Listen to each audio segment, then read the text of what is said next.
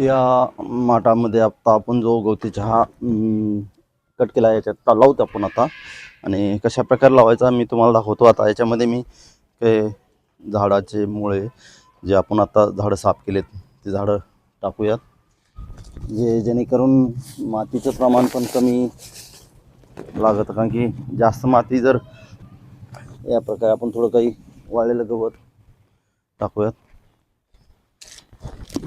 असं गवत वगैरे टाकलं म्हणजे पानं तर जास्त प्रमाणात आपल्याला माती लागत नाही आणि ते खत म्हणून पण त्याचा यूज होतो आणि ते खत होतं त्याचं.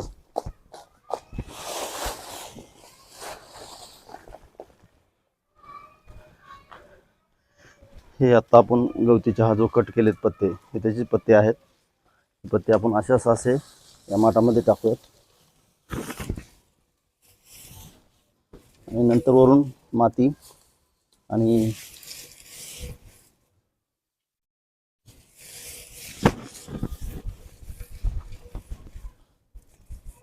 माती व इतर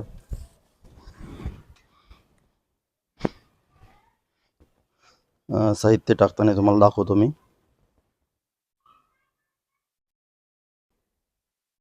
आता ही कुजलेली झाडाची पाने आहेत ते पण याच्यामध्ये टाकूयात.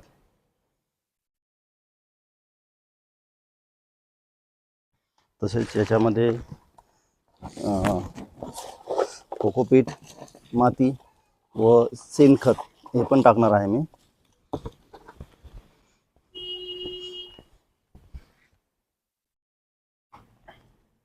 हे आहे शेणखत आणि याच्यामध्ये हे दोणे पण आहेत. हे पाहू शकता, हे दोणे जिवंत आहेत. म्हणजे हे आपल्या झाडाला मातीला भुसभुशीत करतात व झाडाची पाने वगैरे जे टाकलेत तर ते त्या ठिकाणी खत बनवण्याचं काम करतात. हे मातीचे काही ढेकळं आहेत काळ्या मातीचे.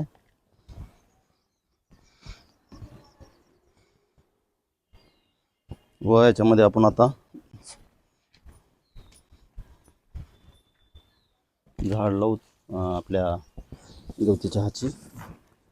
मी 2 जागी प्लांट करणार आहे. हा हे गवती चहा आणि याला आपल्याला याच्यामध्ये लावायचं आहे. अशा प्रकारे मी याच्यामध्ये हे लावतोय. मुळे थोड्या खालीवर येत लावलं की नंबर 1 येत आहे.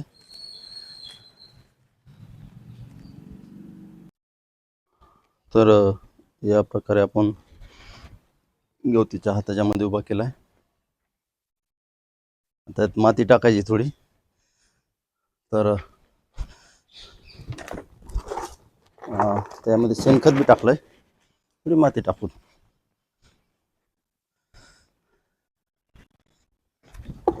माती मी आणायला इकडून.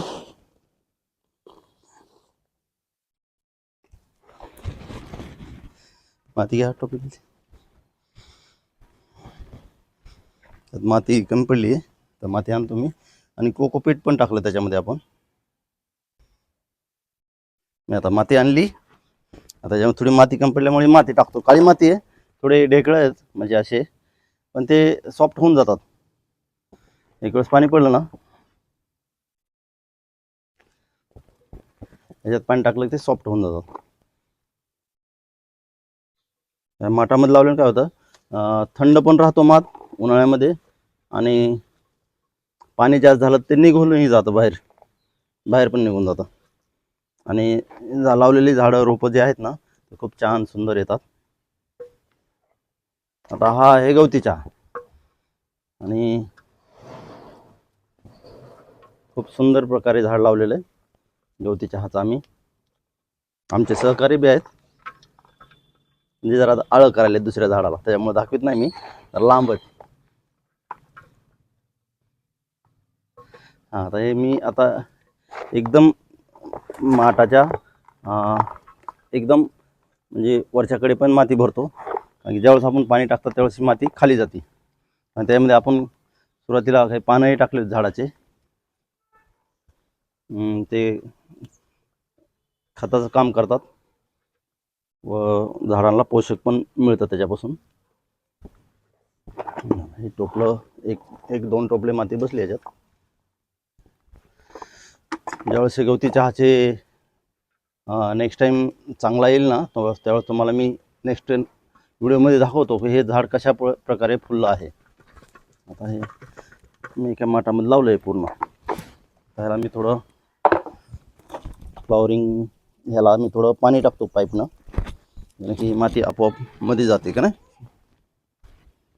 हो का नाही. हां, आता याला पाणी टाकत आहे मी. हे पाईप आहे आमचं.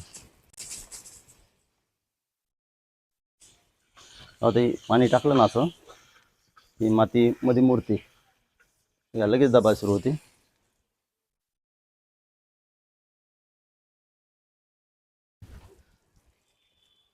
बस होतं एवढं पाणी याला.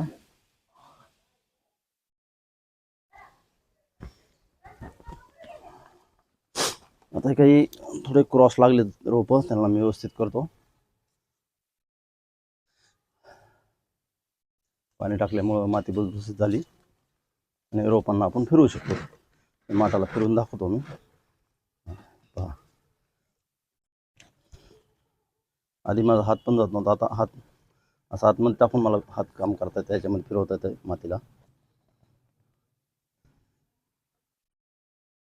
ओके, तर हा होता आपला गवती चहाचं प्लॅन्ट. आणि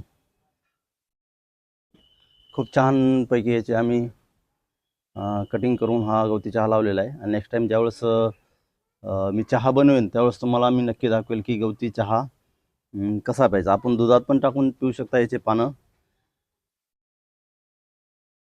ब्लॅक टी, ग्रीन टी सर्वासोबत आपण याला यूज करू शकतो. तर धन्यवाद मित्रांनो. लाईक करा, शेअर करा आणि कमेंट पण करा. आणि आमच्या काही चुका होत असेल त्या पण सांगा, आणि याच्यात काय सुधार करायचा ते पण सांगा. कारण की आम्हाला एवढं नॉलेज नाही, पण आम्ही प्रयत्न करतो आहोत. तर सबस्क्राईब करा, लाईक करा, कमेंट करा आणि शेअर पण करा. धन्यवाद. थँक्यू. जय महाराष्ट्र.